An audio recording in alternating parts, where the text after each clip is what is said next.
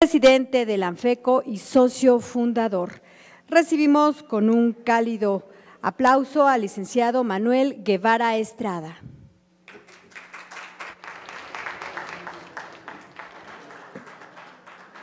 Gracias. Muy buenos días. Espero que si yo traigo sueño, ustedes también, porque hoy me levanté un poco temprano y creo entonces que ustedes también lo hicieron porque sé que vienen de diferentes partes. Se les agradece, se les reconoce y ojalá que hoy se lleven algo de aquí. Primeramente, buenos días al Comité Directivo de ANFECO. Gracias, Claudia, ¿dónde estás? Bueno, a representantes de colegios, de escuelas, facultades y consejos de optometría, buenos días. Debo de saludar a los señores y señoras o señoras y señores legisladores que, bueno, aquí estarán. Amigos todos, como siempre, les voy a dar las gracias porque en estos minutos que siguen me den de su atención y podamos llevarnos hoy algo de aquí. Por favor.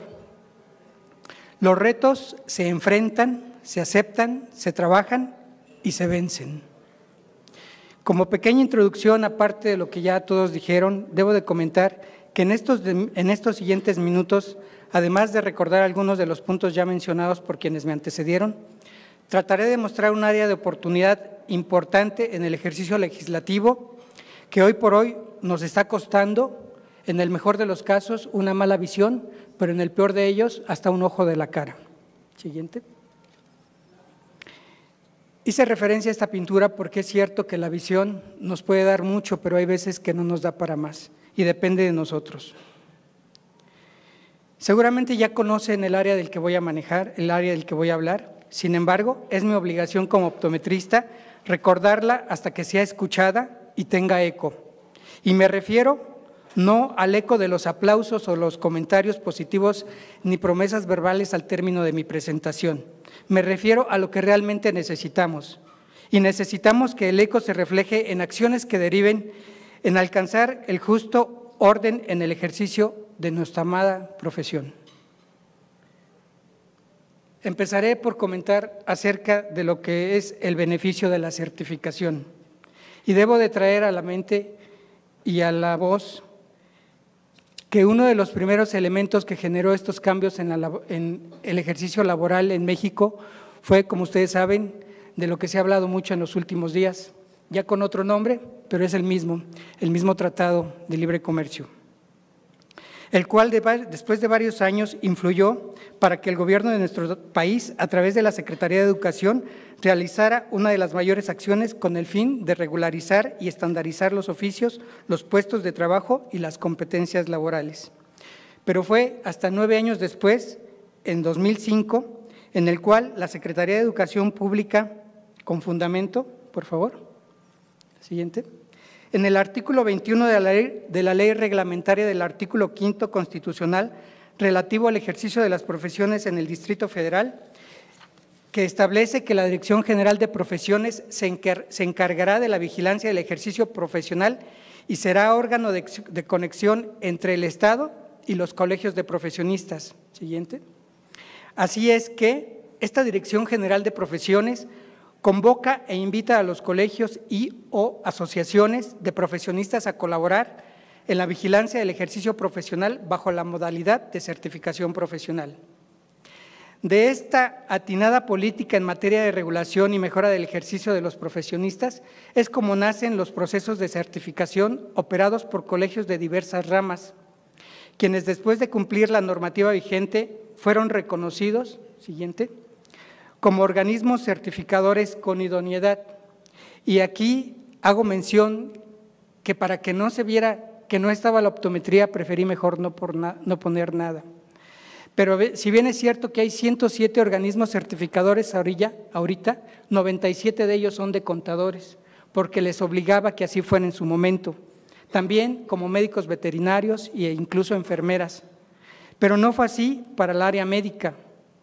Y es hasta el 2011, 2 años después de que se difundiera, que cualquier médico podía hacer intervenciones estéticas y causar severos daños que ponían en riesgo la vida de las personas. Y traigo a colación, ustedes recordarán el famoso caso de la cantante de rock, ¿sí? Fecha en la que la Academia, siguiente, en la Academia Nacional de Medicina, la Academia Mexicana de Cirugía y varios consejos de especialidades médicas, el cual, según la Ley General de Profesiones, según la Ley General de Salud, tendrá la naturaleza de organismo auxiliar de la Administración Pública Federal a efecto de supervisar el entrenamiento, habilidades, destrezas y calificaciones de la pericia que se requiere para la certificación y recertificación de la misma, en las que diferentes especialidades de la medicina reconocidas por el comité y en las instituciones de salud oficialmente reconocidas ante las autoridades correspondientes. Siguiente. Este consejo, a la fecha, este comité normativo a la fecha, está integrado aproximadamente por 47 consejos de especialidades médicas. Cuentan con idoneidad para operar los procesos de certificación y recertificación profesional de alrededor de 60 áreas médicas. Siguiente.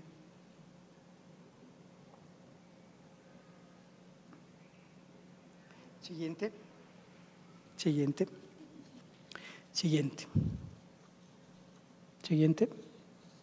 Es entonces la certificación profesional una herramienta para garantizar que los profesionistas están actualizados en sus conocimientos, actitudes y habilidades para darnos la mejor atención médica.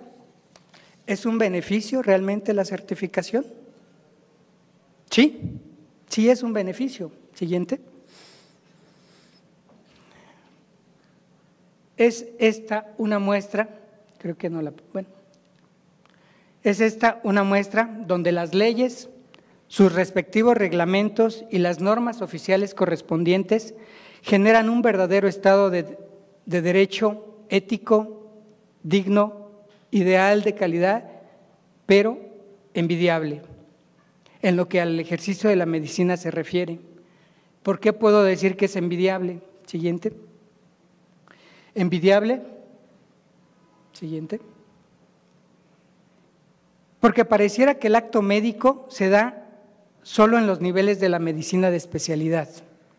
Es envidiable, siguiente, porque en 2014 se planteó la iniciativa de ley para que todos los profesionistas que en su ejercicio se relacionaban con la salud de las personas deberían estar certificados y lamentablemente la iniciativa no se aprobó. Era un trabajo de varias personas, de varias bancadas, de varios partidos y seguramente intereses, como siempre ajenos, no dejaron que confluyera. Siguiente. También es evidente o envidiable, porque seguramente ustedes coinciden con nosotros que después de la vida la visión es el don más preciado y porque bastó, curiosamente, con que a una cantante famosa le lastimaran los glúteos para hacer que todos estos cambios a la ley de salud se dieran. Es envidiable también porque hoy la optometría no es un objeto de certificación profesional obligatoria, aun cuando ya se cuenta con un organismo certificador. Siguiente.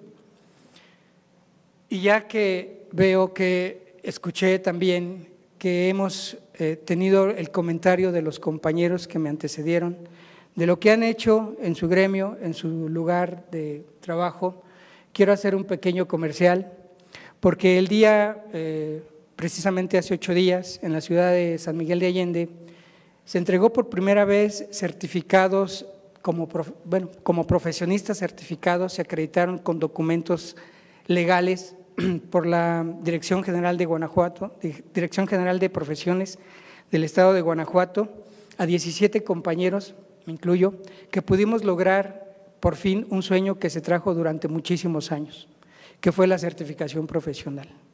Esta certificación que no es producto de una persona, sino producto de un grupo que empezó incluso con los foros de Comaseo hace alrededor de 12 años, donde se generaron las competencias, en ese caso, de formación de los profesionistas, y eso fue trabajo de escuelas, fue trabajo de colegios, fue trabajo de consejos, y gracias a ese trabajo de esos 6 foros que se pudo entonces tener las competencias en ese momento, fue que se pensó que la certificación podía ser algo alcanzable y rápido.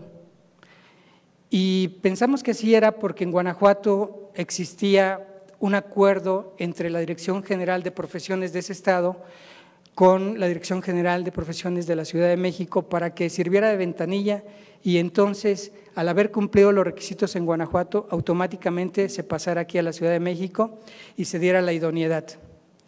Trabajamos durante 1 año, 2 años para poder establecer un reglamento que marcara las bases sobre las cuales se iban a certificar, se diera transparencia, se diera claridad, se diera ética, se diera equidad y que no fuera algo comprado, algo a modo, algo de beneficio solamente para algunos.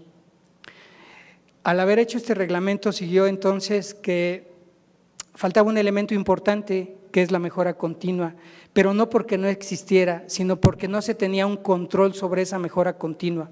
Escucho hoy que hay diplomados, que hay cursos, que hay talleres, que hay conferencias, que hay congresos y después de todo estar ahí, tener la constancia, el diploma de haber estado participando, sea como conferencista o como asistente, les dan una constancia que tiene generalmente créditos, ¿cierto? ¿Qué han hecho con sus créditos? ¿De qué les han servido? Pues precisamente la certificación profesional viene a resolver esta pregunta, porque tenemos que tener esa mejora continua, pero la tenemos que tener regulada, que haya un elemento de normativo para poder darle a cada evento lo que corresponde en créditos, para saber que quien está haciendo el evento también cuenta con idoneidad para hacerlo, sean escuelas, sean consejos o sean personas físicas, porque ¿cuántos de ustedes han escuchado de cursos en donde el conferencista no cumple los requisitos? Entonces, después de haber hecho las bases sobre las cuales versaría la certificación, se nos dio la oportunidad de trabajar un documento de mejora continua que fue presentado en ANFECO, que es la norma de desarrollo profesional continuo y que se aprobó por unanimidad para poder darle certeza a todo ese tipo de congresos. Hoy yo los invito para que cuando ustedes piensen asistir a un congreso, a un evento, a un curso, a un diplomado, más que ver si es de buena calidad, también vean que ese evento les va a aportar a la certificación. Y es un ganar-ganar, se entra en un círculo virtuoso porque gana quien lo promueve, porque lo hace más atractivo, porque gana quien asiste, porque recibe créditos, porque gana el consejo, porque sigue dando ese movimiento que necesitamos, ¿sí? Dicho esto, entonces, a partir de habernos certificado 17 compañeros, retomamos el trabajo que hace 9 años, un grupo también inquietos de optometristas, de los cuales hoy se encuentran 2 o 3 aquí, dieron las bases para sentar este Consejo Nacional, que por X o Y razón se mantuvo ahí. Ahora entonces este grupo de compañeros hace una asamblea previo acuerdo, toma la batuta del consejo que hoy presido y que me honro porque representa más que compromiso y orgullo, mucho trabajo. Entonces, en el momento en que no lo haga, también quiero que me lo demanden. Si bien es cierto que nos costó alrededor de 10 años de trabajo, pues, ¿por qué no otros 10? ¿Verdad? Esperemos que estemos aquí. Bien, después de esta pequeña introducción, quiero traer algo que comentó Guillermo del Toro en una entrevista, que dijo, está bien que hablemos de lo positivo, de lo bueno, pero creo que debemos hablar más de lo malo, de los miedos, de lo que traemos dentro, porque es muy bonito hablar de todo lo positivo que traemos. Y no, yo creo que el complemento también es de eso, porque eso nos fortalece y nos compromete. Así es entonces que yo comentaré acerca de lo que nos da vergüenza como certificación, nos da pena, nos da coraje, nos da rabia, porque no se vale que pase esto. Si bien mencioné que en el 2005 se creó la metodología para que se normatizara y estandarizaran algunos puestos u oficios o competencias laborales, también eso fue algo que nos perjudicó.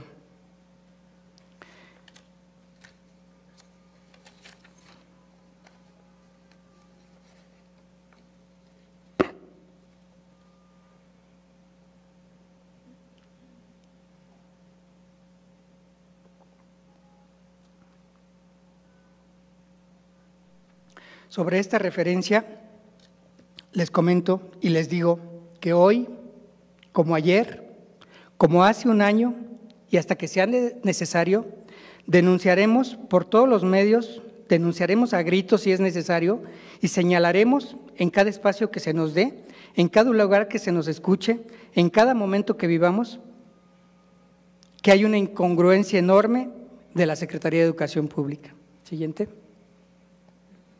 Siguiente. Siguiente. Siguiente. Siguiente. Siguiente. La que sigue.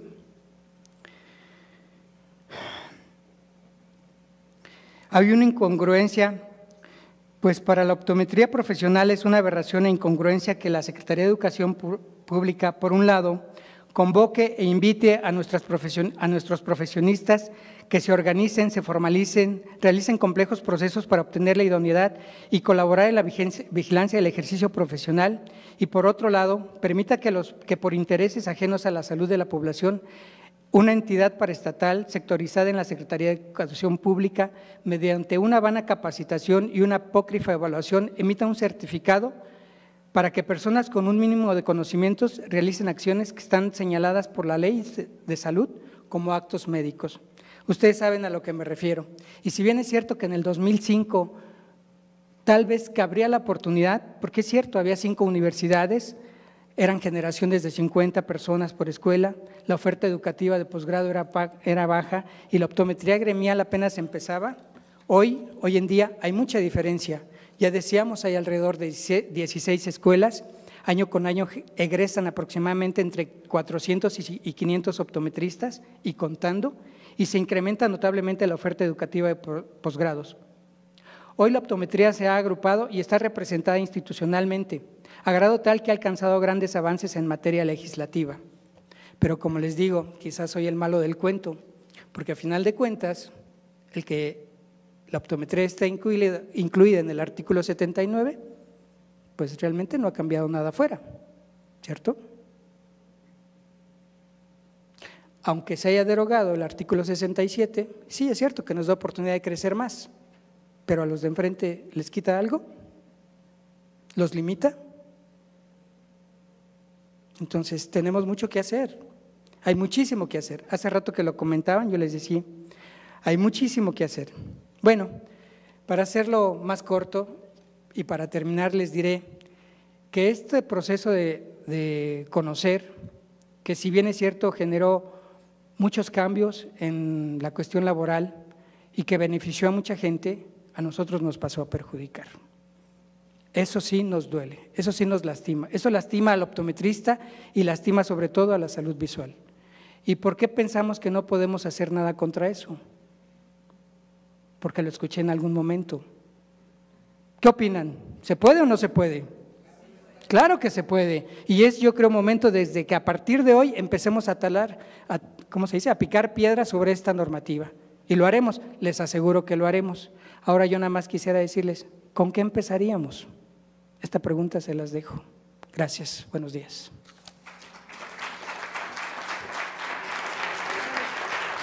Bien, agradecemos la exposición del licenciado Manuel Guevara Estrada y por supuesto también este llamado que hace a toda esta comunidad. Y bien, vamos ahora a continuar con el tema el papel de la optometría en la salud pública, el cual presenta el doctor en Ciencias de la Educación, Efraín Castellanos Baena.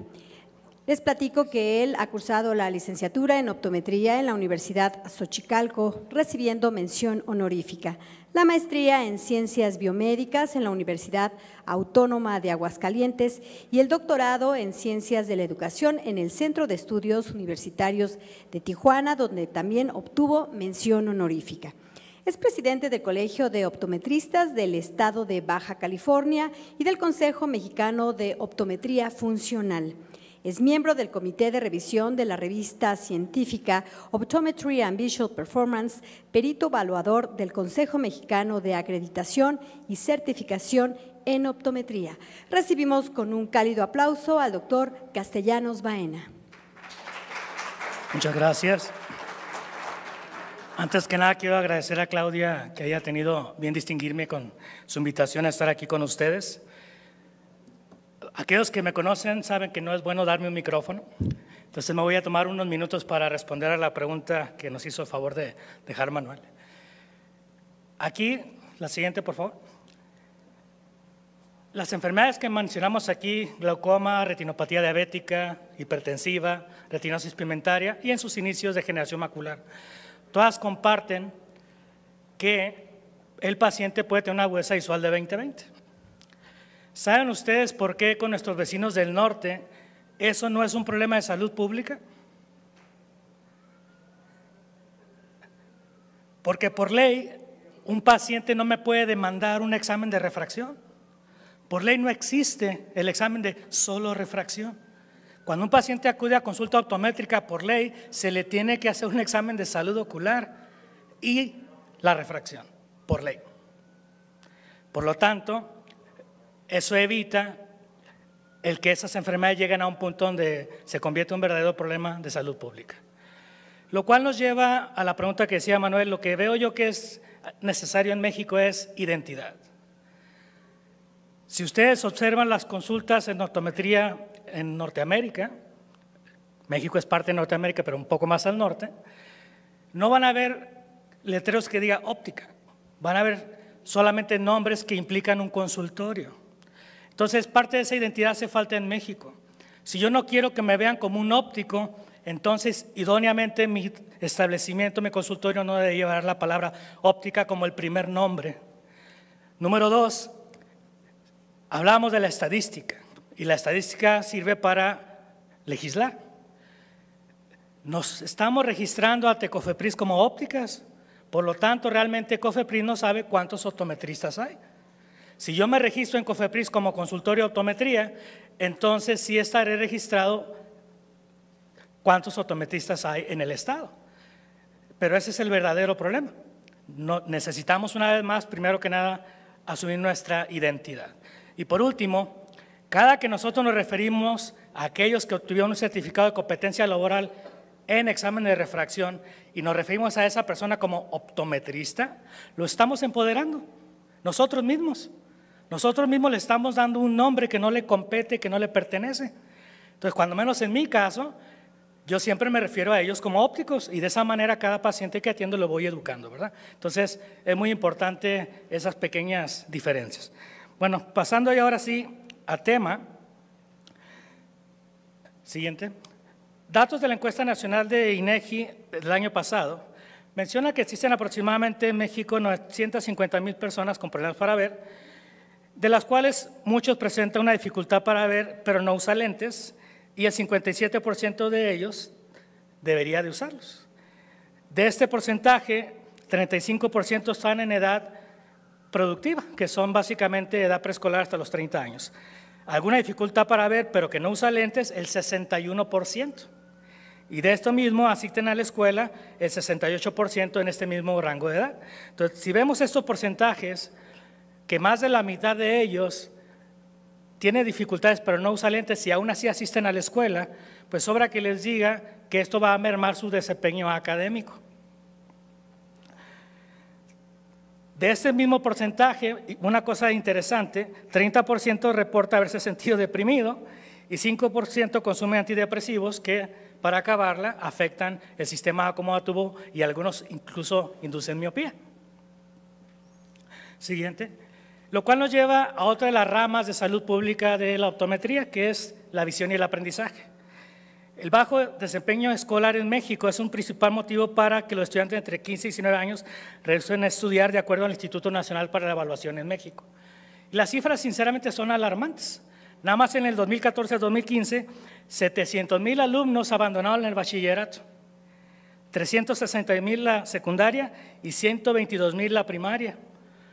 Nosotros aquí presentes sabemos que muchos de nuestros pacientes que acuden a primera vez, muchas veces solo usar la corrección óptica adecuada, y no me refiero a corregir efectos de refracción, sino mejorar la función visual, muchos de ellos cambian tremendamente su desempeño académico y, dicho de otra manera, también su autoestima, por lo cual se mantienen durante más tiempo en la escuela.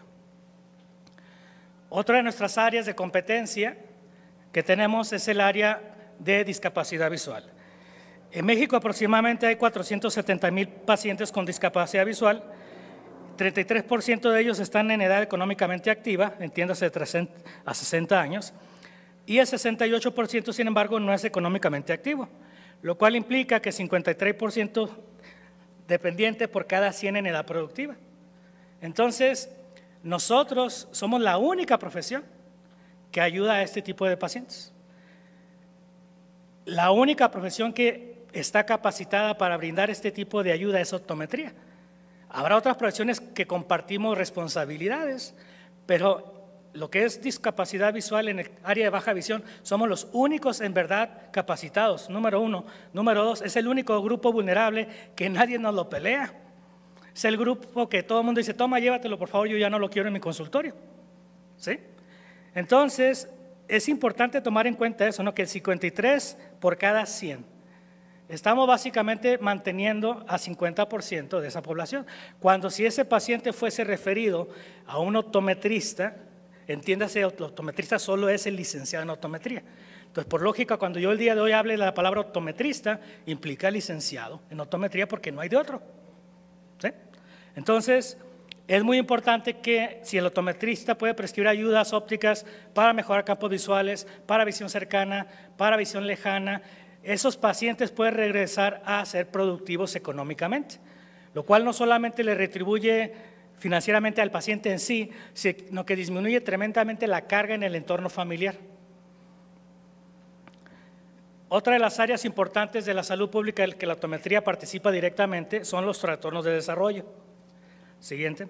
Según la Oficina de Representación para la Promoción de Integración Social para Personas con Discapacidad en la Presidencia de la República, cada año se suman en México a lo más de 10 millones de personas con alguna discapacidad, alrededor de 270,000 personas. Es increíble. Cada año 270,000 personas más. 25% menos de ellos están en ocupación laboral comparado con sus pares de la misma población. Entonces, de esos 270,000, 25% no va a trabajar. Va a dejar de ser productivo con la carga que esto lleva al entorno familiar y, por lógica, ahí es donde van a ir a parar nuestros impuestos. Por otro lado, tenemos el trastorno de déficit de atención, el cual en México se calcula que hay aproximadamente 1.500.000 pacientes con déficit de atención. Y sobra que les diga que la visión es el sentido dominante para el aprendizaje. Está más documentado porque nosotros ejercemos en esta nueva realidad basado en evidencias. Se sigue manejando la optometría pensando el siglo pasado. No, ese tiempo ya no existe. La optometría del siglo XXI es basada en evidencias y tiene planes de estudios y currículos completamente diferentes a lo que era hace 30, 50 años, pero se sigue midiendo a la optometría con la misma vara del siglo pasado. Entonces, los pacientes con déficit de atención, que sobra que les diga el impacto que tiene en la sociedad, en los padres y en los docentes, sabemos, basado en evidencias, que la optometría cambia tremendamente el desempeño escolar y del desarrollo de estos pacientes. En el caso de autismo, 400,000 pacientes en México se estima que hay con autismo. El sistema oculomotor, que es evaluado desde el punto de vista funcional, es uno de los marcadores tempranos para detectar autismo desde los 2 años.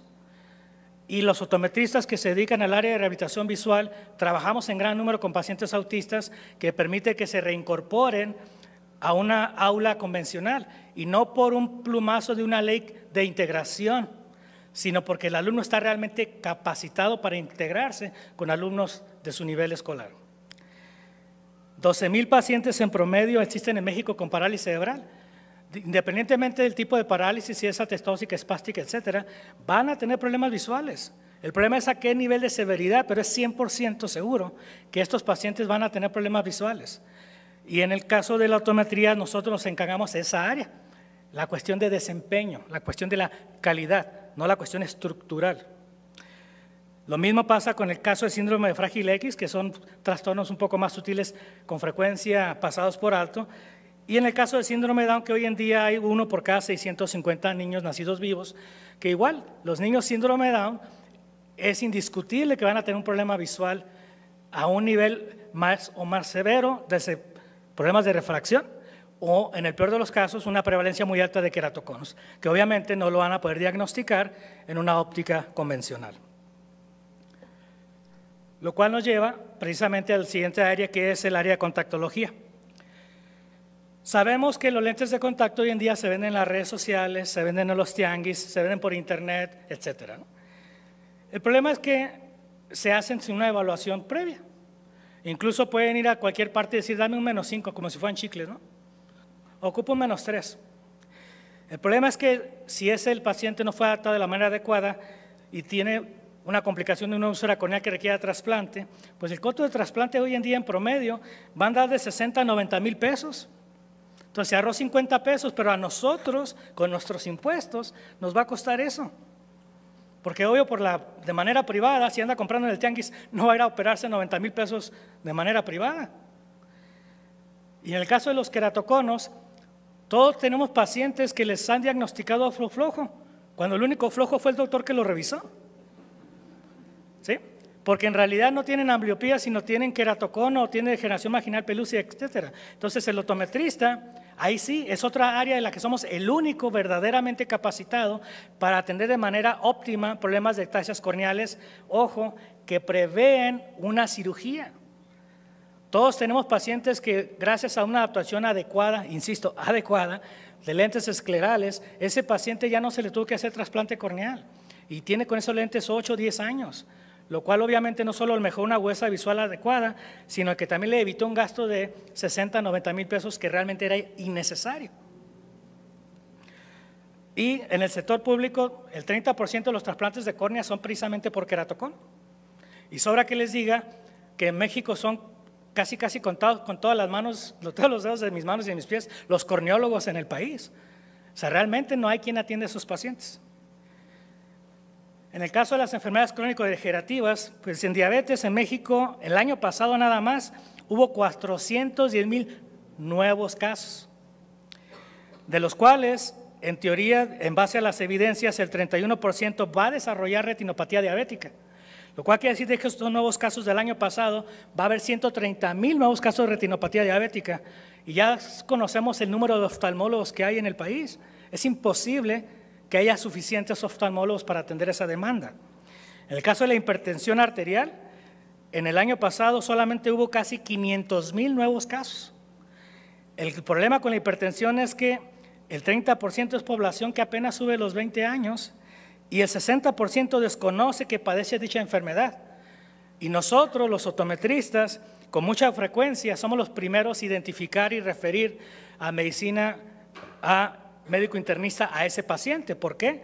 Porque está documentado que la retinopatía es un marcador muy efectivo de la hipertensión arterial. Y ustedes saben que estas enfermedades degenerativas, tanto diabetes como hipertensión, es muy frecuente prácticamente día con día, que somos nosotros los primeros en diagnosticar esta enfermedad sistémica por un examen visual bien realizado. Tenemos el caso también del glaucoma. Se estipula que en México hay aproximadamente 310,000 casos, que tal vez no suene como muchos, pero esos pacientes tienen que ir a consulta en promedio 4 o 5 veces por año. Entonces sobra que les diga que no hay suficientes recursos humanos para esas visitas. El costo anual en promedio de estos pacientes mínimo es de 300 millones de pesos, lo cual se disminuiría si nos contrataran a los licenciados en optometría en el área pública, porque un optometrista está capacitado para hacer tomografía óptica coherente, campos visuales, tomar presión ocular, etcétera, y dejar que el cirujano haga cirugía. ¿Sí? Entonces, ese es un papel muy importante. En el caso de la degeneración macular, 7% de la población es el promedio de pacientes de la tercera edad, arriba de 65 años, que van a tener este problema. Por lo tanto, en México aproximadamente existen 600,000 casos, con un costo anual mínimo, así siendo conservador, tomando en cuenta que el gobierno compra por mayoreo. Nada más en medicamentos de antivegetativos, mínimo 500 millones de pesos anuales. Y eso asumiendo que solo le pusieron 3 inyecciones. Sabemos, sin embargo, que hay pacientes que van a ocupar 7 o 10 inyecciones por año. Cada inyección costó promedio 15 a 20 mil pesos. Todo esto se pudo haber prevenido si se hubiese detectado en edad temprana. Tenemos también el problema de salud pública, la obesidad.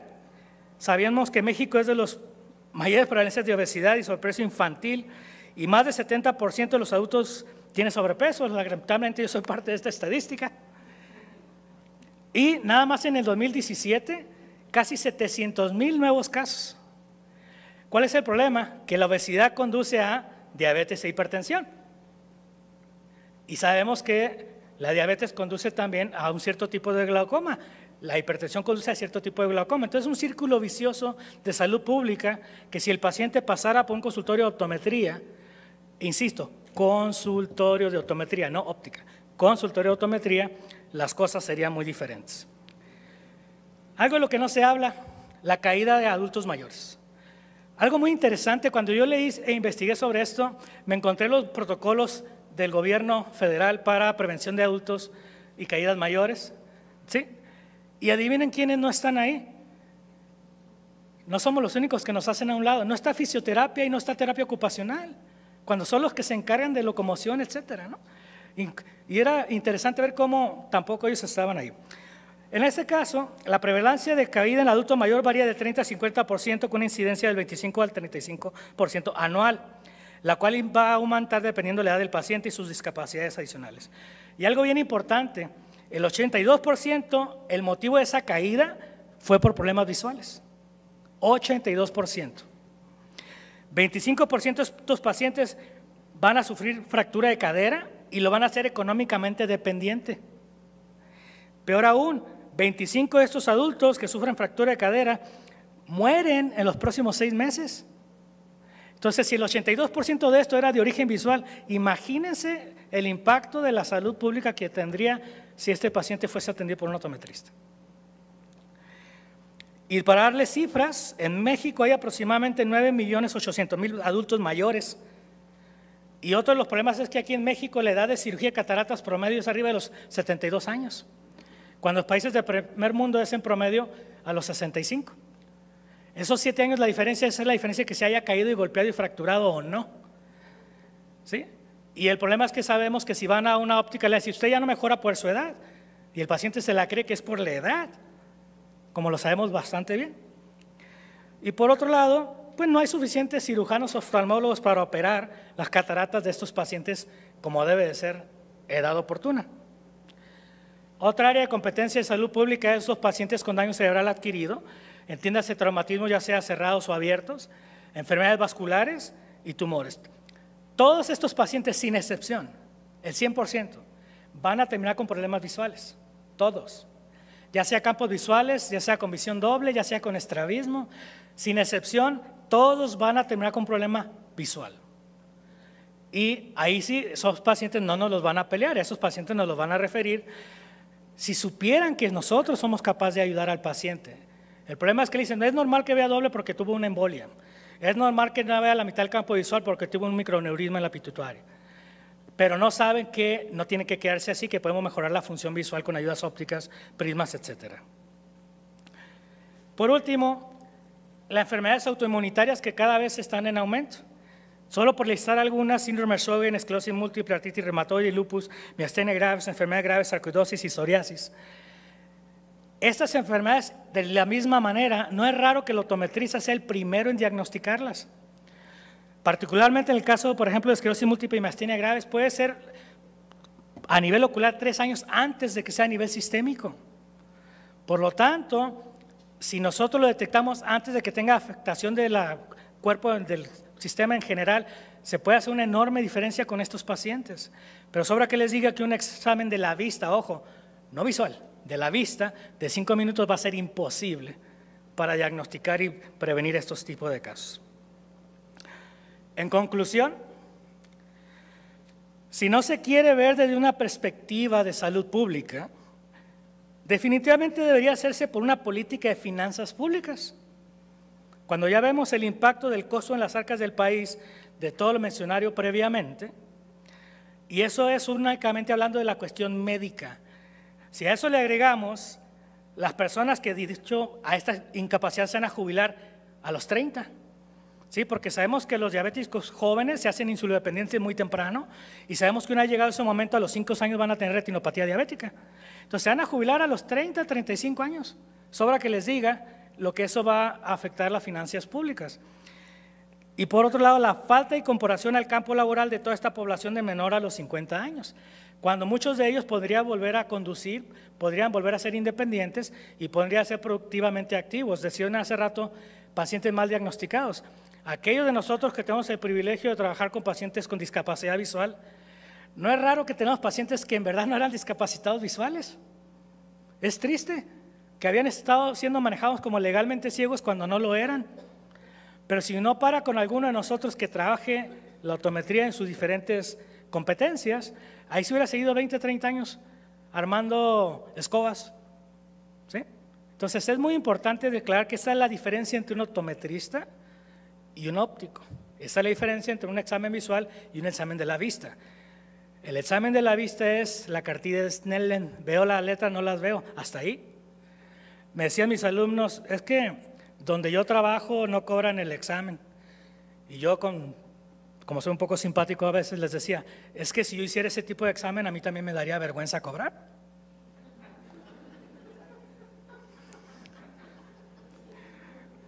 Entonces, en conclusión, tenemos algunas propuestas que, como dicen, prometer no empobrece. La primera propuesta es establecer el examen visual como un requisito para entrar a la educación básica, la cual debe ser expedida única y exclusivamente por un profesional de la salud visual que tenga cédula. Segundo, incorporar en todos los centros de salud públicos licenciados en optometría, debido a que hay demasiadas consultas en oftalmología que pueden ser atendidas por un licenciado en optometría. Yo he tenido el placer de estar en el ISSSTE, IMSS, ICESalud, y es ridículo la cantidad de pacientes que llegan que no ocupaba verlo ni de broma el oftalmólogo. Hasta el mismo oftalmólogo dice, ¿sí? ¿Por qué? Porque ellos tienen otras cosas, entre comillas, más importantes que hacer. Así como nosotros decimos, estudié optometría para solo refractar, ellos dicen, no, hice 8 o 10 años de carrera para que me digan que ya me queda corto el brazo, ¿no? Entonces, ellos comparten nuestro sentimiento. Propongo también trabajar en conjunto en un Plan Nacional de Salud Pública donde se promueva la prevención y detención temprana de enfermedades degenerativas del sistema visual, trabajando en conjunto con el Consejo Mexicano de Oftalmología.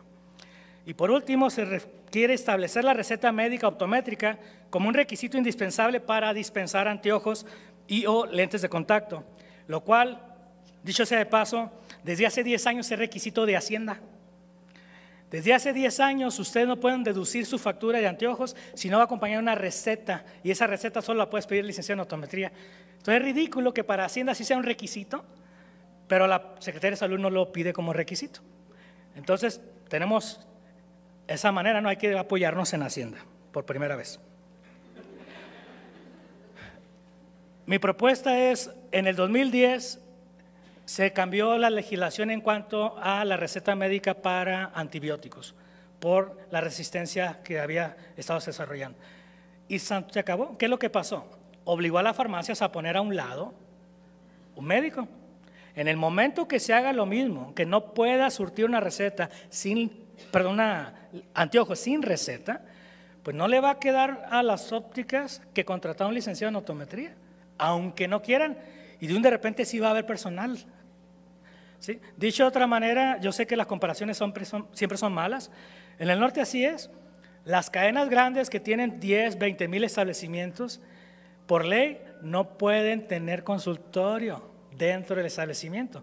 Tiene que estar a un lado con su propia entrada independientemente de, para evitar que le digan, tú nada más vendes este producto, tú nada más vendes este tipo de tratamiento. No, por ley tiene que estar con su propia entrada independientemente del negocio de la óptica. No sé en otros estados, pero en Baja California, cuando hay una queja, la Secretaría de Salud va y cierra el gabinete, no la óptica. ¿Por qué? Porque son cosas independientes. Por lo tanto, hay que, una vez más, al pan, pan, al vino, vino. Les agradezco mucho por su tiempo y por su invitación. Gracias. Continuando con nuestra siguiente ponencia, con el maestro Rafael García Guerrero, con la ponencia de áreas de la función visual. El maestro Rafael García es licenciado en optometría en la Universidad Autónoma de Aguascalientes, especialista en la Universidad Interamericana de Puerto Rico, así como maestro en docencia de educación superior por la Universidad Autónoma de Aguascalientes y maestro en ciencias optométricas por la Universidad Estatal de Nueva York. Desde 1987 y hasta la fecha ha fungido como profesor en el Departamento de Optometría de la Universidad Autónoma de Aguascalientes en las áreas de refracción, contactología, visión binocular y básica óptica. Le damos la bienvenida. Muchas gracias. Pues bien, cuando me invitaron a participar en este foro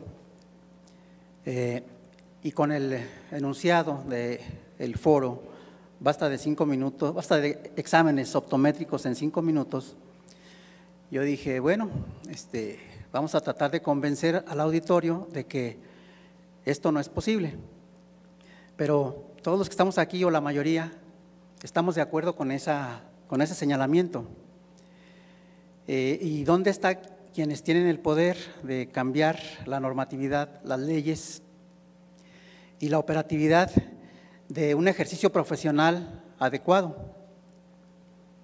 Pues quién sabe, no sé si haya por aquí algún asesor, pero dudo que un senador esté aquí. Entonces, ojalá y en un futuro se continúen haciendo foros, pero con la presencia de quienes tienen el poder de cambiar el contexto legal de nuestro ejercicio. A ellos son a quienes debemos de convencer con evidencias, con ejemplos de nuestro trabajo, con todos los números y estadísticas. Todo lo que han hablado aquí, los que me antecedieron, han aportado elementos importantes en el ejercicio y en el quehacer optométrico.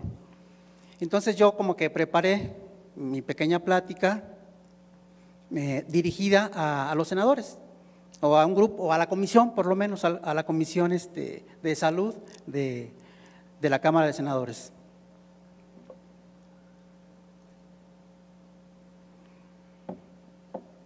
Pero también puedo aportar al gremio pues las siguientes ideas. Pasamos, por favor. Como ustedes saben, el nombre es función visual.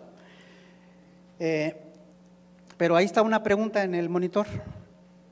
¿Todos percibimos igual? Pues claro que no. Nuestro cerebro, independiente o individualmente, recibe la información, selecciona, procesa y responde. Y entonces esto crea una diversidad de opiniones. De cualquier idea, de cualquier objeto, podemos dialogar y vamos a encontrar opiniones diferentes. Y entonces así, bajado al contexto de la legislación y al contexto del ejercicio profesional, pues entonces también va a haber diferentes puntos de vista, diferentes concepciones de ver cualquier anomalía visual. Siguiente, por favor. Elegí esta diapositiva, traigo algunas imágenes para no ser un poco aburrido. Esta imagen es una fotografía pues de una noche oscura con una fuente iluminada. Transformémonos en luz que dé luz a la sociedad mexicana. ¿Cómo? A través de un digno ejercicio profesional. Hemos hablado de esto, lo reconocemos, lo aceptamos, pero nuestro análisis de práctica profesional individual realmente satisface una valoración de la función visual en las áreas que ésta tiene. Espero que sí, aunque lo dudo, que digamos que en una gran mayoría brindemos una valoración integral de las áreas que incorpora la función visual. Siguiente. Bueno, y también la elegí porque el lema de mi universidad es Se Lumen Proferre, es proyectarse en luz. Tenemos que ser guerreros de la luz. Siguiente. Bueno, la estructura de mi plática pues era el concepto de la función visual, las categorías que incluye, qué pruebas realiza un optometrista con una valoración integral o que ejerce con una valoración integral, y el tronco o estructura curricular de la carrera de optometría, y por fin el cierre o las conclusiones. Aquí en este esquema se puede distinguir que la función visual puede componerse de 4 áreas sustantivas: el estado refractivo, agudeza visual y todas las pruebas que se requieren para y la adaptación de sistemas ópticos, anteojos y sistemas ópticos o lentes de contacto también. La eficiencia visual, que involucra a la valoración integral de la visión binocular, sistema acomodativo, sistema de emergencias, posición ocular, enfoque, etcétera. La categoría de visión perceptual, que se encarga de estudiar y de detectar y de rehabilitar las disfunciones en la visión perceptual precisamente. Y la salud ocular. La salud ocular, y tenemos que como que comenzar a sintonizarnos con los términos. Miren, de acuerdo con los comentarios y aportaciones que han hecho algunos compañeros y las estadísticas que maneja la OMS o el INEGI, se habla de disfunción visual. Y si analizamos así como que muy concienzudamente, nos damos cuenta que este término de discapacidad visual se refiere a básicamente mediciones de agudeza visual.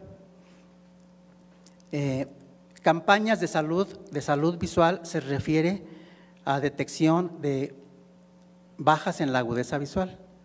Entonces, esos términos realmente desde mi punto de vista pues están mal aplicados. ¿Seguimos?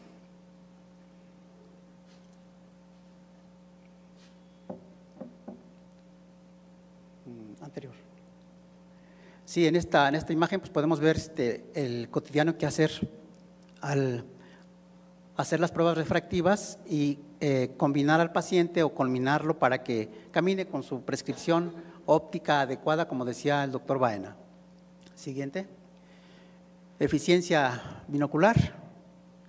Como todos ya sabemos, ahí se incorporan pues todas las disfunciones oculomotoras, acomodativas, de emergencias, además del estrabismo y de la ambliopía. ¿Seguimos? Este es un ejemplo de una valoración, por ejemplo, el punto próximo de convergencia. Adelante. Salud ocular, donde el médico oftalmólogo pues es el especialista en corregir a través de medicamentos o cirugía las alteraciones en la estructura o en alguna estructura ocular.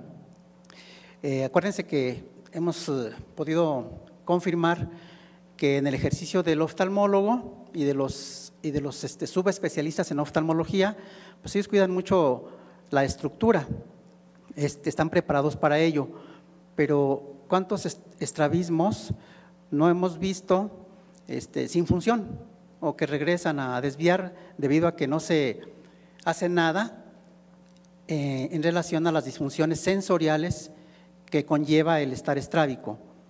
Entonces, realmente, pues, quienes sabemos y podemos hacer un ejercicio más completo en el área de la visión binocular, precisamente somos los optometristas. Él es el especialista en la estructura ocular, pero nosotros somos los especialistas en la función visual, que como ya se vio en el esquema, tiene 4 áreas. Entonces, somos los responsables de velar y rehabilitar las 3 restantes y coadyuvar en la prevención de problemas de estructura ocular, o sea, de patologías oculares. Seguimos. Bueno, es una imagen de una tomografía, de una paquimetría de córnea en cuanto a la adaptación de lentes de contacto así como que especiales. Seguimos.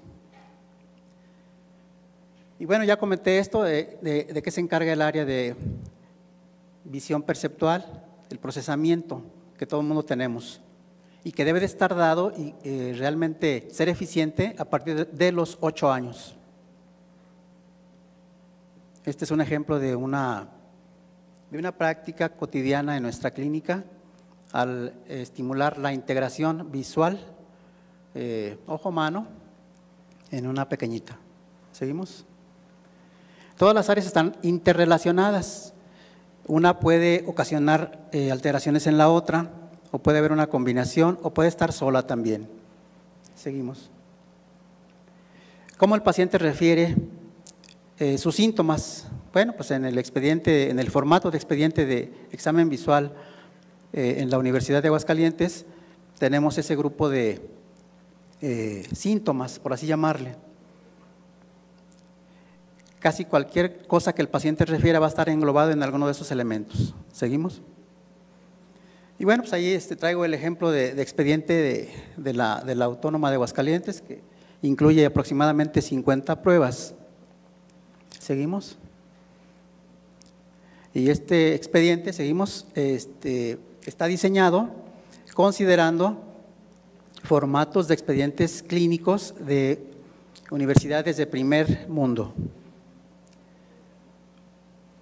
Entre los apartados de la historia clínica o del formato de examen de la función visual tenemos, por ejemplo, la entrevista, la prueba de Hirschberg, la oftalmodirecta, la indirecta también, pues, la queratometría, las pruebas habituales, las vergencias entre tantas de las pruebas que llamamos funcionales, la flexibilidad acomodativa, el examen con biomicroscopio, la tonometría de Goldman, entre otras también en salud ocular, la campimetría, exploración de los campos visuales a través de diversos métodos. Aquí está en la diapositiva pues uno de los más rudimentarios, pero ya contamos con perímetros computarizados. Seguimos.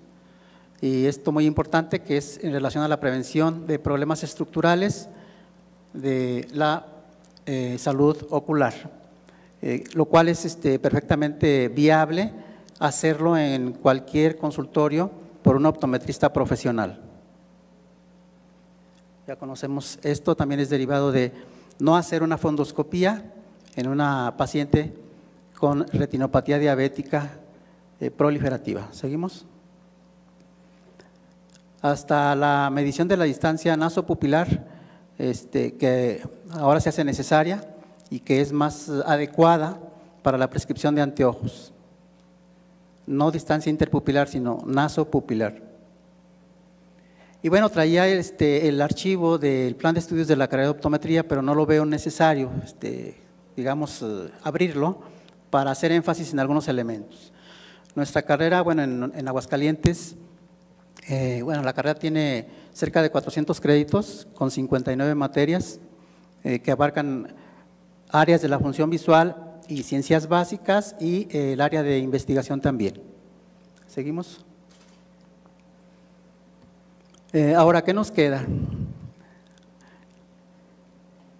Entonces, es obvio que después de revisar y de escuchar a los compañeros, no podemos aceptar un examen visual en 5 minutos. ¿Qué se hace necesario? Pues que los senadores nos escuchen, convencerlos, mucho trabajo a nivel de gremio, porque les preguntaría yo que si percibimos lo mismo, si entendemos lo mismo en el lenguaje, en el lenguaje optométrico para cada uno de los elementos que hemos aquí comentado. Claro que no, necesitamos sintonizarnos, hacer una propuesta global, que los planes de estudio sean más o menos homogéneos y que las políticas vayan apoyadas desde el entorno académico, el entorno social, el entorno gremial y el entorno legislativo. El día que nos demos cuenta de que nuestras diferencias nos pueden enriquecer, pues entonces ese día podemos avanzar y hacer cambios, pero sí debemos actuar, debemos tenerle miedo no al cambio, sino a no hacer nada por el cambio. Muchas gracias. Muy bien, agradecemos la exposición del maestro Rafael y continuamos ahora con la ponencia de optometría, primera barrera contra la baja visión y la ceguera en México, que es presentada por Ana Karen Blanco Guzmán, presidenta del Consejo Nacional de Estudiantes y Pasantes de Optometría del CONEPO. Es estudiante del 12º cuatrimestre en la Universidad de TAC. Ha participado en las ponencias Optometría, la gran desconocida de la sociedad y su impacto en la salud pública, Optometría, Psicología y la atención multidisciplinaria del paciente con baja visión y ceguera, y ayudas no ópticas para pacientes con baja visión y ceguera. en los foros interuniversitarios de optometría 2017 y 2018, así como el primer foro de investigación científica en el Congreso Nacional de Optometría. Recibámosla con aplauso. Gracias. Buen día. Me da mucho gusto ver que la mayoría de las ideas que traigo plasmadas ya han sido un poco o de alguna manera tomadas, porque eso quiere decir que el Consejo lleva buen rumbo, porque es el rumbo que estamos tomando. Me alienta también haber escuchado muy buenas y certeras respuestas cuando pregunté sobre nuestro futuro, porque es algo también de lo que tengo plasmado y entonces eso me motiva mucho. Quiere decir que tenemos un futuro brillante, el que nosotros queramos construir, porque lejos de pensar que los estudiantes somos el futuro de la optometría, somos el presente. ¿Por qué? Porque ya estamos aquí, ya nos subimos al barco y esto es lo que queremos hacer para el resto de nuestra vida. Así que más vale que nos enamoremos y decidamos casarnos con ella, con esa optometría, la que vale la pena. Bien, siguiente, por favor. Aunque nuestra Carta Magna nos dice que debemos estar cobijados bajo el derecho a la protección de nuestra salud, pues como ya ha sido discutido, hay quien solo ve en ese derecho la parte de los fines de lucro. Tristemente, la optometría ha sido hecha a un lado y no debería ser así, porque la optometría es fundamental para la salud integral de cada habitante de nuestro país. Sin embargo, no la han dejado florecer. No hemos podido llegar a ese momento donde de veras se haga la primer barrera contra la ceguera y la discapacidad visual, porque, como muy bien dijeron, llegamos a lugares donde se tiene que hacer un examen, ya no de 5, de 3 minutos, porque tienes que vender mucho y las cosas no son así. ¿Y saben quién lo puede hacer diferente? Nosotros. Nosotros vamos a hacer posible que esa barrera sea una realidad. Vamos a ver las estadísticas que yo quería que viera la gente del Senado. Como ya también lo revisamos, el 58.4% de ese total de la discapacidad de nuestro país es discapacidad visual. Somos la segunda causa de discapacidad. Es donde más se tiene que trabajar porque es muchísimo y eso le está impidiendo a todas esas personas desarrollarse como seres humanos, porque no solo vemos ojos, vemos a toda la persona. Siguiente, por favor. ¿Desde qué edad? En todas las edades. Es decir, según, como presento esa estadística, es las personas que tienen discapacidad de los 0 a los 14 años, el 26.9% tiene discapacidad visual. Y así nos vamos, ¿no? De 15 a 29, de 30 a 59, de 60 años y más. ¿A qué edad se necesita la presencia de un licenciado en optometría en la vida de una persona? A todas las edades, porque ahí dice claramente que nos necesitan desde los 0 años y hasta que se despidan de este mundo. Siguiente, por favor. Las causas son los errores de refracción no corregidos. ¿Cómo es posible? Pues sí es posible. Y tan es posible que entonces esos errores refractivos no corregidos nos están dando como resultado una baja visión, sea moderada o sea severa. Y en el peor de los casos, pues la ceguera. Siguiente, por favor. ¿Por qué sucede eso? Bueno, pues porque estamos como muy abajo de los números de la gente que, pues con perdón, si toco alguna susceptibilidad, no debería estar ahí, porque no está capacitada. Y cuando no está capacitada, ese examen de la vista gratis le sale carísimo al paciente, porque se le pudo haber diagnosticado de manera correcta el error refractivo y se le pudo haber dado la mejor ayuda visual que podía tener, pero no se le dio. ¿Por qué? Porque cuántas veces hemos visto una catarata ya muy pasada, ya en estado totalmente morganiano, que ya no se puede sacar porque nunca se enteró que tenía catarata. Le dijeron, tenga usted sus lentes, vaya a su casa, va a estar mejor. Y entonces el paciente se quedó con la idea de que había hecho lo posible por atenderse. Lo que no supo es que fue mal atendido. Entonces, ese personal que no está capacitado y esa mala atención pasaron una factura altísima a todos, a la persona, a su familia, a la salud pública y bueno, ahora que lo mencionaba muy acertadamente el doctor, pues sí, también a las finanzas públicas. Siguiente, por favor. Y no para ahí, porque entonces tenemos dos problemas.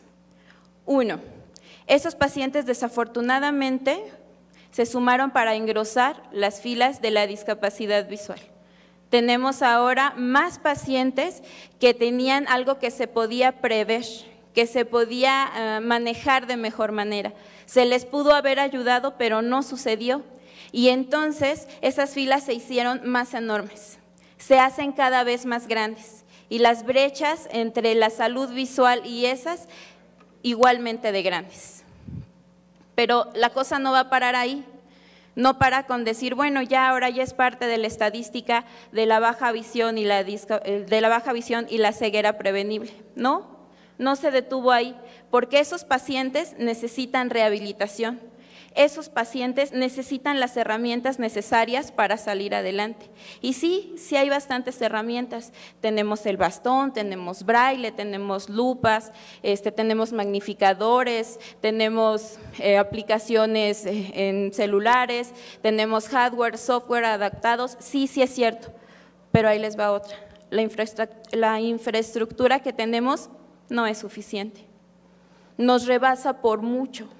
Sí es cierto que muchos compañeros, muchos licenciados en optometría están trabajando con pacientes así. Sí es cierto que tenemos especialistas en baja visión y en ceguera. Y sí es cierto que también se han hecho algunos equipos multidisciplinarios donde se les enseña no nada más a usar herramientas, sino desde pequeñitos los toma un pedagogo y avanzan. Los toma un enfermero, rehabilita la parte que le toca. Los tomamos, sí es cierto, pero estamos rebasados por mucho. Y la otra es, no es para toda la gente. ¿Sí saben cuánto cuesta un magnificador? ¿Saben cuánto cuesta un microscopio, un telescopio? ¿Creen que toda nuestra población, en especial la más vulnerable, puede tener acceso? Sin embargo, se están fabricando por montones en las ópticas de allá afuera, que no quiero decir su nombre, pero que luego van a poner de verde el ángel. Y se me hace verdaderamente triste. Triste por dos situaciones, porque a mí sí me frustra no poder atenderlos mejor y también porque sé que la carga de vida que se les viene es bien difícil. Entonces, siguiente por favor. Vemos a todos esos pacientes. Algunos me decían, bueno, no vas a poder ayudar a todos, ¿no? Porque algunos pues ya viene de nacimiento, cosas así, cuando estaba preparando esto. Y yo le decía, pero quiero hablar de la parte prevenible, quiero hablar de la ceguera prevenible, quiero hablar de esa parte que sí podemos salvar, quiero hablar de esa parte a la que yo sí le puedo dar luz, quiero hablar de esa parte donde va a estar mi compromiso y mi empatía, no nada más como profesional, sino hacia otro ser humano. Quiero realmente taparme los ojos y saber lo que es correr sin saber cuál es la dirección. Porque solo metiéndote en los zapatos de esa persona vas a poder entender cuánto es valioso el tesoro de la visión.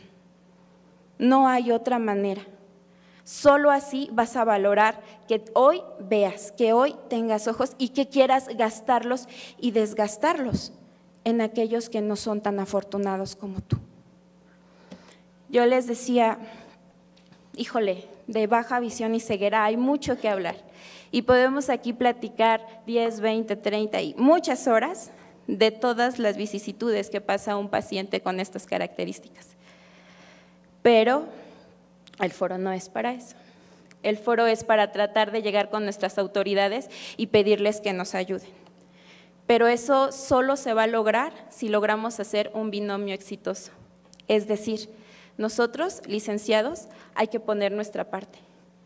Yo, Karen, tengo que luchar por prepararme, tengo que luchar por esa educación continua, que cuesta, sí cuesta todo, tiempo, dinero, esfuerzo, todo cuesta, pero vale la pena, porque solo así voy a lograr ejercer una optometría de excelencia, de calidad, de la buena, de la que me canso tanto de repetir que quiero ejercer, pero hay que ser bien claros, ¿no? A veces no ejerzo, pero porque no quiero, porque es más fácil la otra, la convencional, porque la optometría de la buena requiere mucho esfuerzo y requiere que no te duermas y que no te vayas de fiesta, hablando de los estudiantes, ¿no? Y requiere que sacrifiques muchas cosas, porque tienes que invertir en tu educación y eso te va a redituar en la calidad de servicio que tú le vas a dar a tu paciente. Entonces, hoy quiero invitar a todos mis compañeros, estudiantes y pasantes, y pues a los licenciados también, porque bien dicen por ahí, nunca se deja de aprender, a que apostemos por esa actualización, por la educación continua, por las áreas de oportunidad de nuestra profesión, y sumemos esfuerzos y hagamos posible que la optometría en México se vuelva verdaderamente la primer barrera contra la discapacidad visual, la primer barrera contra esa baja visión y ceguera prevenible, y a los demás seguirlos tratando y seguirlos tratando con calidad y buscar en qué más te puedo ayudar, paciente, buscar qué más puedo hacer por ti. Y bueno, pues no sé, estoy igual que el profesor de la Autónoma de Aguascalientes, perdón, se me fue el nombre. Yo sí tenía así como mi mensaje bien concreto para la senadora y autoridades que lo alcanzaban, pero se lo vamos a dejar a manera de recado en la Cámara. Quiero expresarle respetuosamente mi admiración porque ha demostrado que verdaderamente viene a trabajar por nuestro país.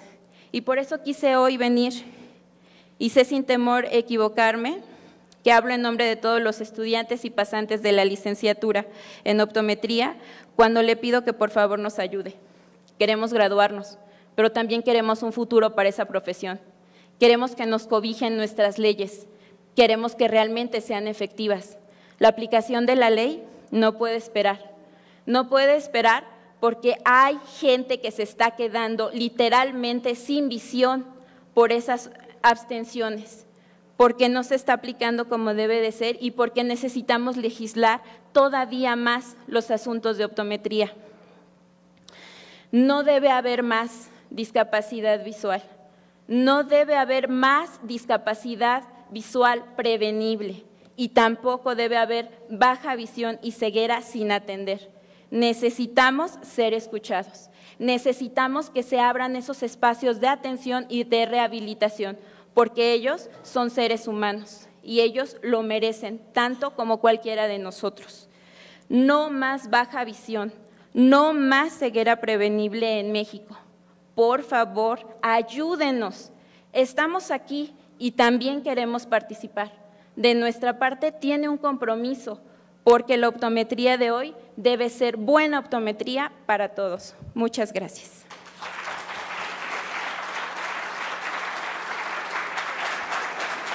Muchas gracias, Ana Karen. Fuertes sus palabras. Muy bien, entonces estamos llegando a la última ponencia de este segundo bloque de exposiciones con el tema Panorama de la educación de optometría en México. Esta ponencia la presenta el maestro en Ciencias Biomédicas Carlos Quirós Telles, director del CICS Milpa Alta. Él es licenciado en optometría por el Centro Interdisciplinario de Ciencias de la Salud, Milpa Alta, Unidad Milpa Alta del Instituto Politécnico Nacional. Maestro en Ciencias Biomédicas por la Universidad Autónoma de Aguascalientes. Ha cursado los diplomados en visión binocular en la Universidad Autónoma de Aguascalientes, estadística práctica para el análisis de datos en la UNAM, formación y actualización docente en el Instituto Politécnico Nacional y farmacología ocular en la UNAM. Ha participado como docente en las unidades de aprendizaje de clínica integrativa, refracción ocular, visión binocular, alteraciones de la visión binocular, terapia visual, estrabismo, percepción visual, contactología básica, optometría pediátrica y geriátrica y principios de patología y estadística. Demos la bienvenida.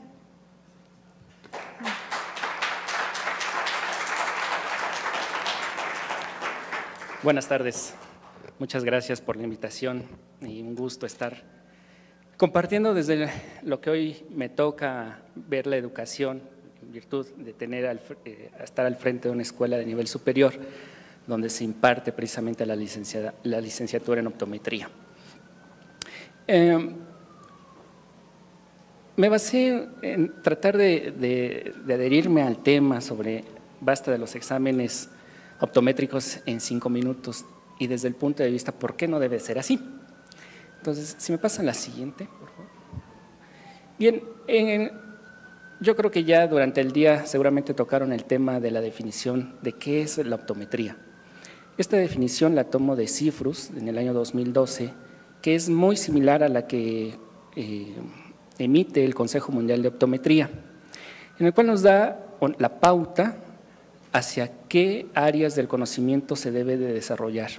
Y por lo tanto, como escuelas en el área de la salud que impartimos la licenciatura en optometría, pues tenemos que responder precisamente a ello. Tenemos que desarrollar las competencias necesarias a los estudiantes para cumplir con esa definición que organismos internacionales y nacionales nos exigen.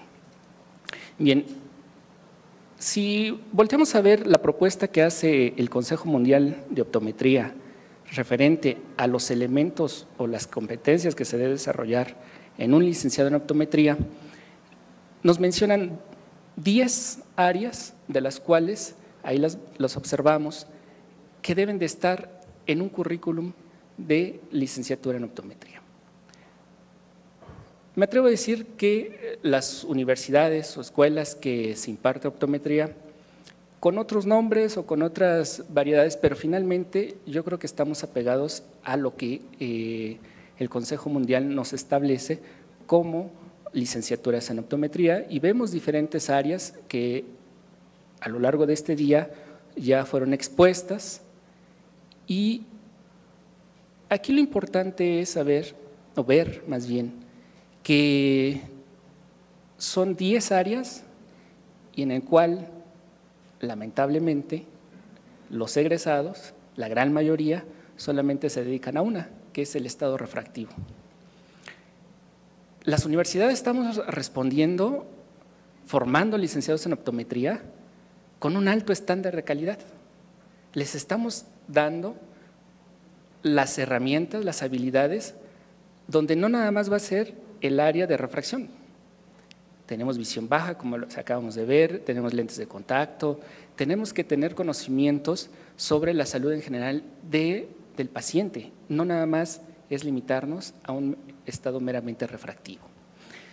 Les decía que estas 10 áreas de competencia son las generales que establece el Consejo Mundial de Optometría, sin embargo vienen otras que ahí lo podemos observar, en el cual tiene que ver con el estado general de salud del paciente. Es decir, el optometrista no nada más está abocado a una detección meramente ocular, sino que también tiene que tener conocimientos de la salud general y que desde la profesión poder canalizar y referir a otros especialistas que él puede detectar y que puede estar en riesgo el paciente. Ponen otras áreas en específico, como puede ser la optometría en el área de geriatría, pediatría, visión baja, y que también nos pide que las universidades desarrollemos en el estudiante el interés por tener una formación continua, basada en su experiencia y que le ayude a mejorar la atención de sus pacientes. De ahí, pues, que también nosotros, estos eventos a donde los estudiantes deben de participar en congresos, debemos de cumplir con ese otro requerimiento que nos pide, que deberíamos de cubrir como universidades, que el optometrista no basta con la formación que se le dé meramente en la escuela, saliendo tiene que seguir con su formación continua. La siguiente, por favor. Bien, actualmente en México Vemos ahí las universidades que impartimos la licenciatura en optometría y quiero plasmarlas ahí en universidades públicas, universidades privadas, y que hoy día podemos ver que ha habido un mayor desarrollo de los programas de optometría a nivel nacional. Anteriormente, hasta hace unos años, pues éramos pocas las escuelas que impartíamos la licenciatura en optometría.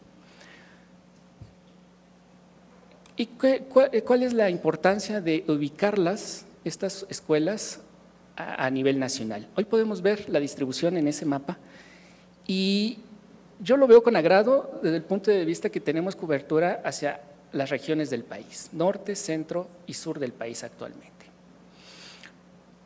Pero aquí viene un dato importante. De acuerdo a la información que me proporcionaron las universidades, faltó una que no tuvimos respuesta, pero veamos la matrícula actual que tenemos de estudiantes en la licenciatura en optometría. A nivel nacional, ¿qué opinan? ¿Es baja? Es muy baja, yo diría, ¿no? Es sorprendente cuando estaba viendo estos números y más sorprendente va a ver ahorita algunas gráficas que les voy a presentar de lo que está sucediendo en mi institución, que es el Politécnico. Pero veamos acá, esta es la fuente de esta información, son los resultados que se obtienen en el examen de admisión de esta promoción del pasado mes de junio, julio. Y en esas gráficas, en esta primera gráfica, lo que vamos a observar en color, en la barra de color azul con guinda, es la demanda que se tiene. Y en color verde es la oferta de las escuelas. Y verán ahí el SIX Milpalta y SIX Santo Tomás. Somos del mismo instituto. Pero esta es la segunda gráfica de todo el área médico-biológicas, que prácticamente me interesaba que vieran el área donde se ubica optometría. Quiere decir que la carrera de optometría es la última de toda el área médico-biológicas en el Instituto Politécnico Nacional en interés por los aspirantes a ingresar al Instituto Politécnico Nacional. ¿Qué está pasando? Es interesante. En primer lugar, ¿qué carrera creen que sea? Porque les digo es la segunda gráfica. Medicina, ¿no? De 80,000 aspirantes, números cerrados, al instituto, fíjense cuánto nos están demandando. Pero lo más preocupante en el caso del SIX Milpalta, que estamos ofreciendo 120 lugares y resulta que solamente se interesan 87. En SIX Santo Tomás están hablando de 250 y pues ahí se van, ¿no? 262 aspirantes. Pero hay otro dato interesante. ¿Quiénes están demandando la carrera de optometría? Estudiantes externos al instituto, es decir, estudiantes que no están en vocacional o en los CECITs. Es decir, alumnos internos, muy pocos están interesados en la licenciatura en optometría. Los que están interesados son los que vienen de otro sistema educativo. Entonces, eso nos debe llamar la atención y que seguramente pasará lo mismo en otras universidades que tienen incorporado también el sistema medio superior. Es de llamar la atención porque ¿qué hemos hecho como escuelas? ¿Qué hemos hecho como profesionistas en que se interesen por la profesión de la licenciatura en optometría? Y no nada más es responsabilidad de la escuela o de las universidades, es una responsabilidad compartida, porque muchas veces nos toca cuando estamos al frente de una institución recibir a los egresados el reclamo, ¿no? ¿Qué está haciendo la escuela por la profesión? Más bien, ¿qué estamos haciendo en conjunto como egresados? Que los jóvenes que quieren estudiar, que un joven que aspira a la educación superior, pues que te tome como ejemplo de decir, quiero ser optometrista por lo que está desempeñando. Algo nos debe decir. Y bueno, en esta otra gráfica vemos los lugares que se asignaron al SIX Milpalta, que cubrimos el espacio de los 120 lugares. Pero nuevamente, aquí lo importante es rescatar quiénes están cubriendo el espacio para cursar optometría. Gente externa, ¿no? Los propios, los de casa, realmente son mínimos. Se dan cuenta, esa franjita guinda es mínimo. Por un lado digo, pues qué bueno, ¿no? Finalmente se está cubriendo nuestra oferta. Pero aquí habría que valorarlo y no verlo así, el dato tan alentador, y lo digo porque es el primer semestre. Lamentablemente, muchos utilizan nuestra profesión como trampolín para cambiar al siguiente semestre a otras carreras. Entonces, aquí también nos tiene que decir algo a nosotros como institución, qué hacer para retener esa matrícula, convencerlos que se enamoren de la optometría. Es un reto. Y de ahí es a donde tenemos que trabajar en conjunto, egresados, asociaciones, profesionistas, para que en ese semestre se les dé a conocer la bondad de lo que hace un licenciado en optometría. La siguiente es similar, nada más que ahí se ve el caso de SIC Santo Tomás. Pues vamos, no cambia mucho el indicador, son más externos que internos los que nos están pidiendo. Entonces, aquí también nosotros como institución tenemos que hacer mayor difusión al interior de casa, ¿no? Darnos a conocer qué hace la licenciatura en optometría. Si viéramos los datos de todo el análisis que se hace de este examen, hay carreras súper saturadas, medicina es una de ellas. Veamos la oportunidad que tenemos a través de la optometría de seguir atendiendo pacientes y hoy lo que se ha dicho, somos un área importantísima para prevenir ceguera y no solamente eso, lo que les decía, también ser el profesionista que pueda detectar y canalizar a diferentes áreas de la salud en general del paciente si se tuviera algún padecimiento.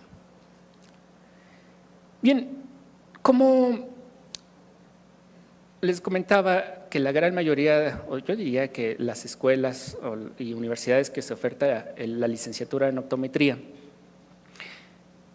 cubrimos con estándares de calidad.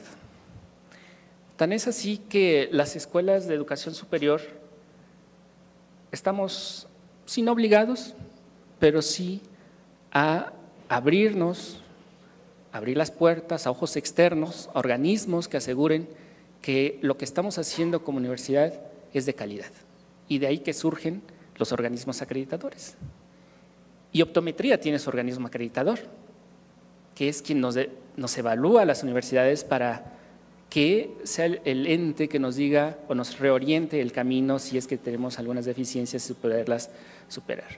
Pero, oh sorpresa, ¿cuántas universidades hay en México que imparten optometría? ¿Cuántas vimos? ¿No? 14, 15. Y solamente 2 universidades tenemos vigente la acreditación. Bueno, 3, me refiero a 2 en cuanto a IPN con sus 2 escuelas, pues, estar incluidos. ¿Sí? SIC Milpalta, SIC San Tomás y la UNAM, en este caso sería FES Iztacala. Son las únicas que tienen vigente información que nos da Comaseo al día de hoy. Interesante dato, porque nuevamente invitar a la reflexión. Exigimos calidad. La tenemos, yo estoy seguro que sí la tenemos. Pero ¿por qué no abrirnos a que nos evalúen organismos externos a las instituciones para orientarnos el camino?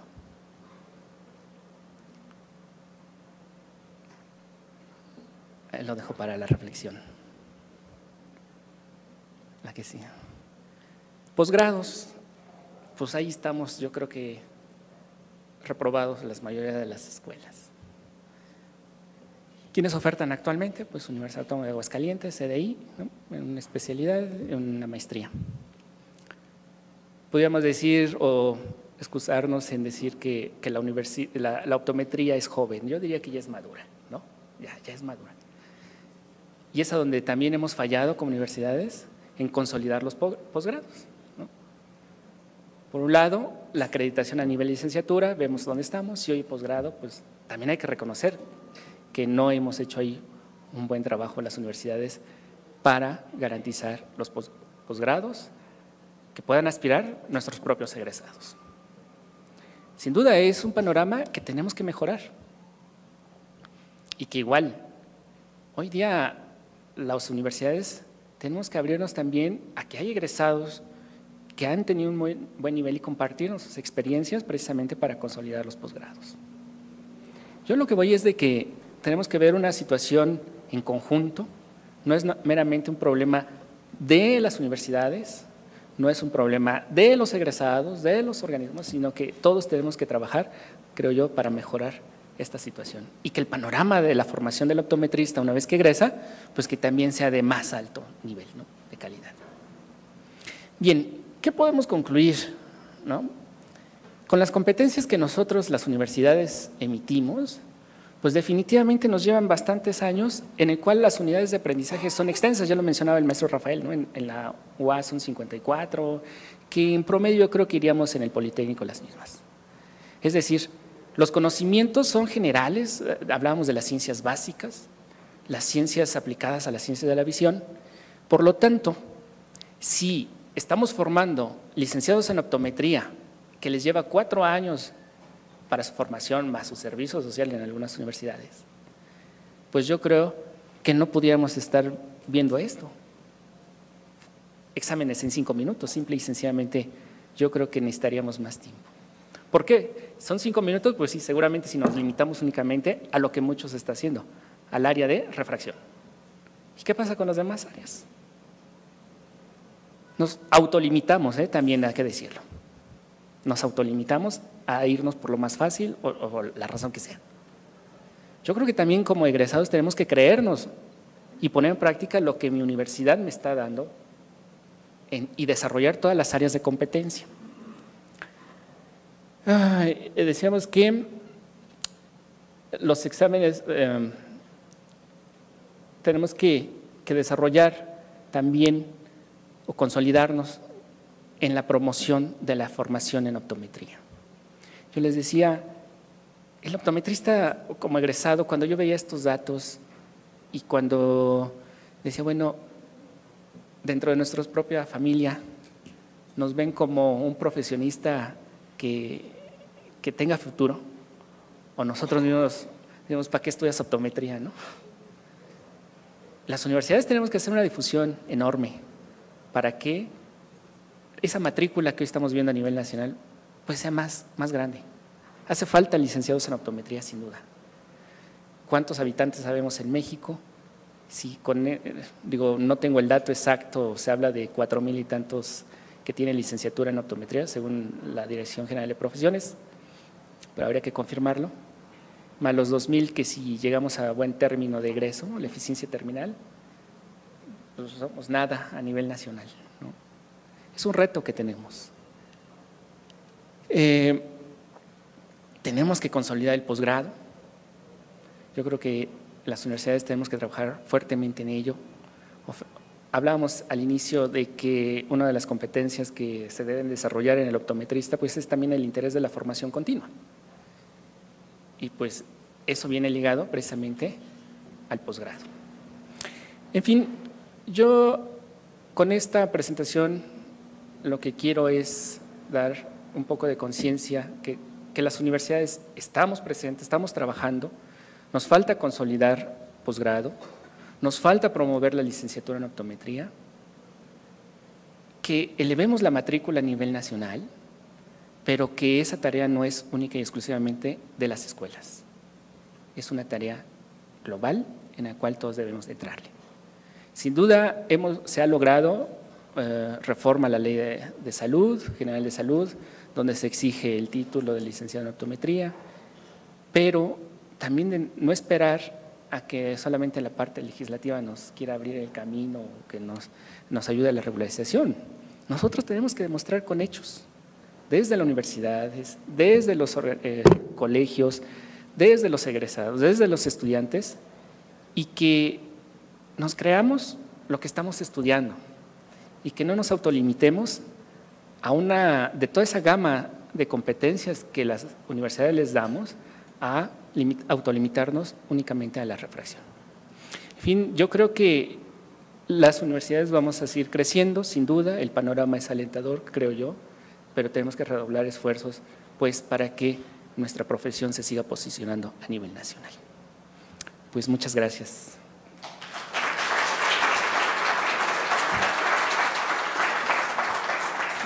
Agradecemos al maestro Carlos Quirós su ponencia enfocada en la educación de optometría en México. Muy bien, a continuación, pues invitamos a los ponentes del segundo bloque a que ocupen sus lugares en el presidio. Y para moderar este segmento,